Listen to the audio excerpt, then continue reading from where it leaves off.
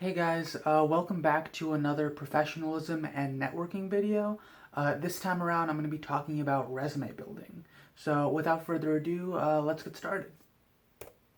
So the first thing that I want to talk about is if you're just starting out and actually like figuring out exactly what a resume is, these are just a couple of basic components that all resumes have within them.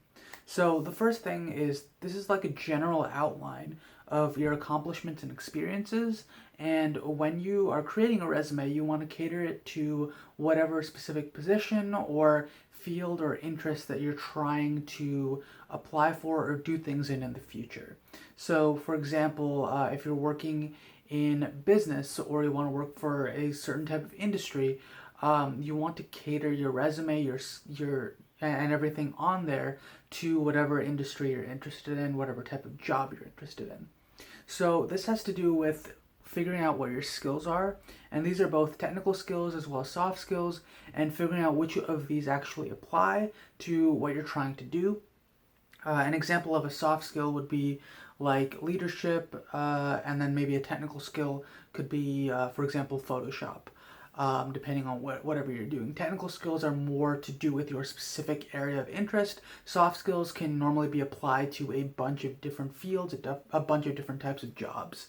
Um, yeah, and then you also have hard skills, but those aren't really important for a resume because hard skills are specific to a particular job that you've had, and those don't really translate to other things for the most part. From there, we also have projects, prior experiences, and extracurricular activities.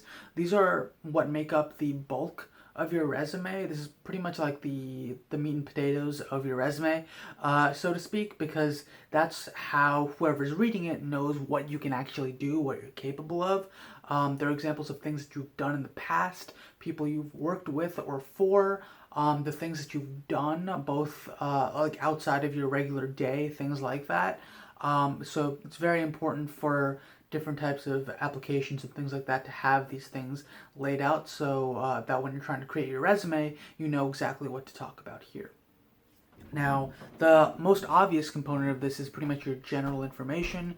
This is like what's your name, how can someone contact you, where you studied, things like that, and even like your degree if you have one, and exactly what maybe even what you're trying to get out of the specific opportunity with like a career objective, things like that.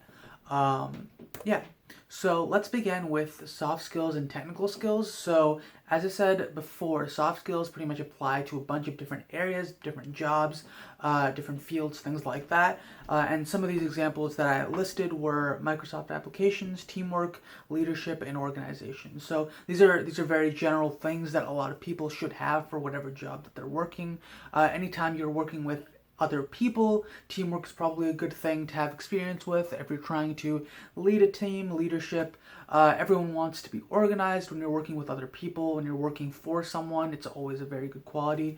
And Microsoft applications are pretty much used in some way, shape, or form in a lot of different jobs too. So these are examples of soft skills, things that can apply to a bunch of different things, especially if you're in the past, you might not have focused in on your exact field just yet, but you have a bunch of different skills that you can apply to different areas. These are definitely things that you want to have and understand and understand that these are skills that you do want to hone, regardless of what field that you're in.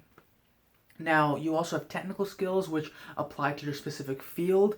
These are different from hard skills in that technical skills apply to your whole field. It's not just you work for a specific company and they have maybe a particular system that they use for cataloging something. And you had to learn how to use that to do your job effectively there. But at another company, you might not necessarily use that same system. So that's a hard skill. But when you talk about technical skills, an example of this would be maybe a programming language that you know in the past, or knowing how to paint if you're an artist, using maybe 3D modeling like computer-aided design tools. If you're a mechanical engineer, or like writing music, understanding how to read sheet music, write sheet music if you're a musician. These are all like different examples of technical skills that you would want for a particular field. So yeah, understanding both of these areas, and I would say having a list of both of these and things that that you have examples of things that you've done that show these skills. Those are the types of skills that you want to have listed in both of these areas for your resume. Now, the next component would be projects. So here what you want to do is highlight the skills that you listed earlier on in your resume, both soft skills and technical skills, because it's not enough just to say that you know how to do these things. You need to show some actual proof on some level, or some examples in ways that you showed these skills in previous projects, and things like that. So what you want to have for this, and what I recommend, is having a list of different projects from throughout your career, whether you're just starting out or whether you've been in it for a long time. You want to have a list that you can refer to with what this project is, what you did, what skills you used for this project. That way, depending on which job you might be applying for, or what you're trying to do with your career in a specific moment, you might be able to cater your projects listed on your resume to those things. So for example, if you are in in the field of computer science, and you're both interested in maybe computer vision and say data management or whatever, or better yet, web development, right? And you have experiences in both those areas, you might want to have a list of projects in computer vision as well as a list of projects in web development. And so if you're applying for a job in web development, you could have 3 or 4 projects of that area listed on your resume. And then if you are applying to a job in computer vision, you could just swap them out as you need to. So this helps with having this type of a list, so that you are better equipped for when you're trying to cater your resume to specific positions and specific jobs. That way you have all the information in one place. Yeah. So the next thing is your prior experience. So if you're starting out, if you're, say, a freshman in college, you might not have much experience, so this area might not be as filled in, and it might even be blank to start off with, because everyone has to start at some point. Not everyone just starts with loads of experience. So knowing what your prior experiences are is definitely a good thing to have, but if you don't have it, you might not have this listed at all just yet. But as soon as you start with your preliminary positions, even if things are just adjacent to the field that you're interested in, they might be important to fill in at the start, if you're at the start of your career. From there, you'll swap out with different internships positions later on. But just to start, for example, say you worked in something just adjacent to your field, it might be a good idea even just to list that. Same thing with like volunteer work, as well as like what have you done for like other people or companies or other groups, things like that. What experiences do you have in this field overall? That's just a very important component that people that are looking to hire people want to know about. So that's definitely something that I would recommend trying to build up over time. And of course, as you start out, it might be a little bit more difficult. That's why I would suggest overall to start with the projects section. So if you don't have a position, you really need to have a strong base of projects.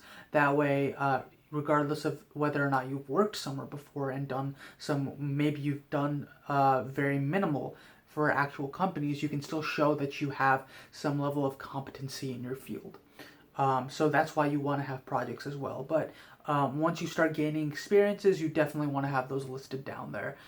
For example, if you're in high school, or even if you're in college and you start having internships each year, you want to list those internships on your resume so people know what you've been up to. Now, after this, you also want to have all your extracurricular activities listed. So this is also pretty much what you want to fill that gap if you don't have any actual job experience or internship experience just yet.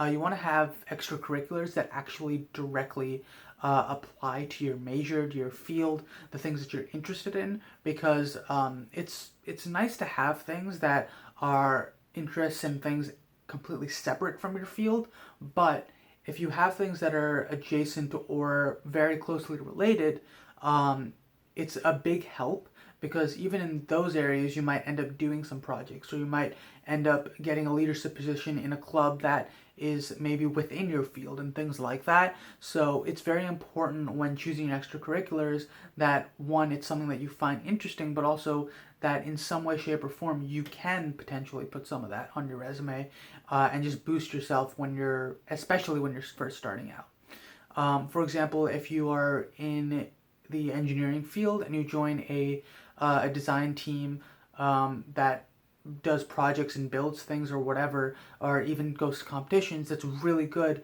at the start. That way you have big projects listed on your resume, and you can talk about exactly how you worked with this team and what you did to impact this group. Similarly, you can try to do some type of leadership experience to have a lasting impact on the organization's clubs that you might be involved with, to show that you are making an impact and actually doing something for the organizations that you're a part of. So yeah, that's all the slides that I have. So now what I'm going to be doing is transitioning in to showing you guys two resumes. One of them is mine from my freshman year, and one of them is a more recent one. The reason I'm showing you guys both of them is just so, depending on where you are in your career, you might want to look at one over the other, and just so you can use them as references, because I've found that when talking to freshmen or people that are just starting out, it's much easier to show them the first resume that I made once I started college, because it's a lot closer to the experience level of things that they might add to theirs. So yeah, let's move on to that. Okay, guys, so this is my early college resume. This is pretty much right what I made right after like college started, or a little bit into it. I'm not sure exactly when this was made, but it was definitely during my first year, because this was used to apply to my first job on campus. So what I have here is, it's, as you can see, it's like a lot of white space is left, especially at the top. But um, the whole point here is this was just like a very starter resume for someone who is just starting out in their career.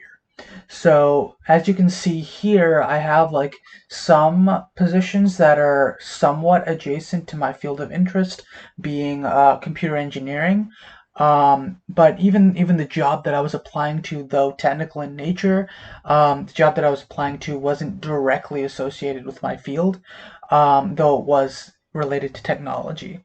So it was okay that I didn't have basically any experience at the time. But what I did do was I dug deep to figure out what type of experiences that I had in high school could even remotely be related to my current resume. And the reason I did that was because at the time I just didn't really have any actual experiences in the field. So I needed to find something from what I had previously done to show my qualifications for a future role. So the basic information at the top is obviously my name. I have my location, my phone number, email, as well up there. I'm going to probably block that out in the future, so you probably won't see that. But then we have my university as well as my year of graduation, things like that. And I also added my GPA in at the time, though later on I believe I removed that. And then I just went into some skills. And with this, it's a little bit of formatting, because what you don't want is, especially early on for your resume, though it's lacking a lot of the experience and weight that it should have, that you'll get over time. You don't want it to feel as though there's a lot of empty space. So you want to try and fill up as much space on the page as you can. So a little bit of that is trying to split things up, format it in a little bit of a nicer way. That way, the amount of space that things take is pretty much majority of the room. And as you can see here, like there are pretty decent spaces throughout the whole thing, but that will start to disappear in the near future as you get more experience. So yeah, this is just like my skills over here. I didn't have too much information. I was still a little bit unsure of exactly what I needed in my resume to begin with at the time. But what I did was I added some soft skills here. I added some technical skills and then also some technical tools that I had experiences using as well. So that was kind of how I made the skills section a little bit bigger than it probably should have been at the time, to be honest. But yeah, that's what I did. And I do believe at this moment, I didn't really try to take my skills here and place those keywords throughout the rest of my resume. That just wasn't something I was used to at the time, but still, I would definitely recommend doing that. Now I went on to my experiences, and I had three different experiences that I listed here. One was tutoring, one was an actual internship that I had in high school.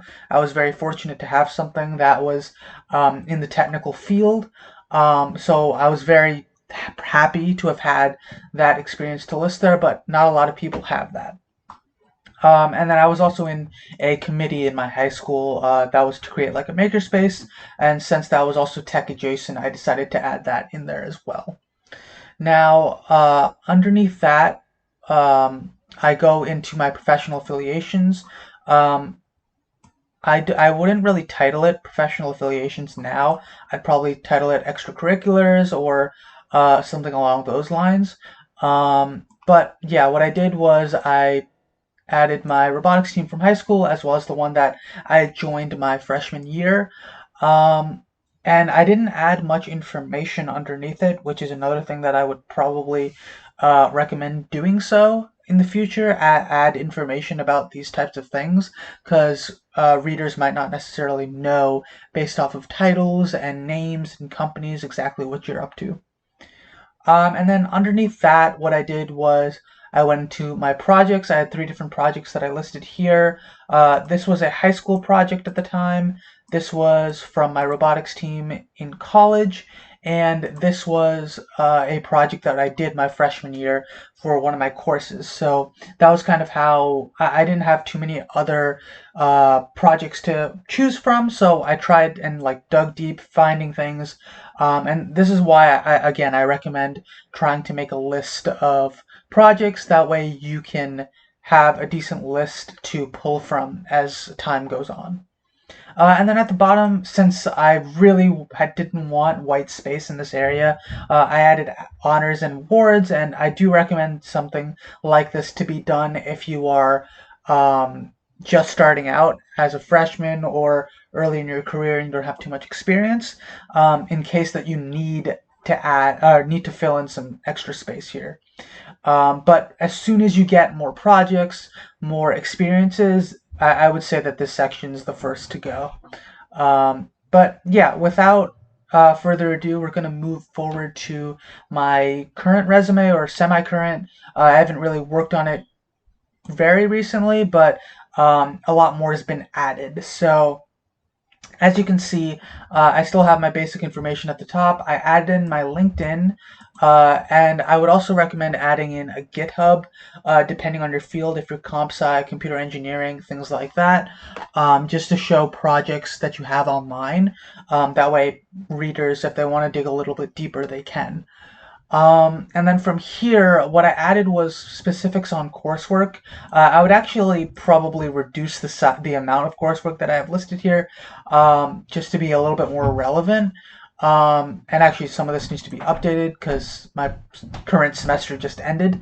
But overall, majority of this information is still fairly accurate. And then over here, I did a little bit of changes in my formatting, but I still have soft skills, technical skills, and design tools. I pretty much kept that from the previous resume, but as you can see, there's a lot more listed.